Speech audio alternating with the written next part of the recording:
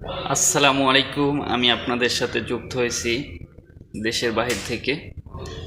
আমার লাইভটা যারা দেখবেন বা ভিডিওটা যারা দেখবেন অবশ্যই আমার চ্যানেল সাবস্ক্রাইব করে বেল বাটন চাপ দিয়ে চালু করে পাশে থাকার চেষ্টা করবেন, যেহেতু আমি সর্বপ্রথম ভিডিও ছাড়লে আপনার কাছে সবার আগে ভিডিওটা চলে যায়।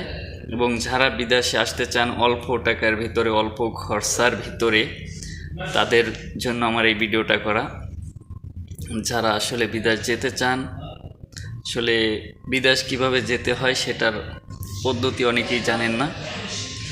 আসলে এই ভিডিওটার মাধ্যমে আপনারা জানতে পারবেন যে আসলে কিভাবে বিদেশে যাওয়া যায় বা অল্প খরচে কিভাবে দূর প্রবাসে পৌঁছা যায়, সেই বিষয় নিয়ে আজকে আপনাদের মাঝে আমি আসছি কথা বলার জন্য।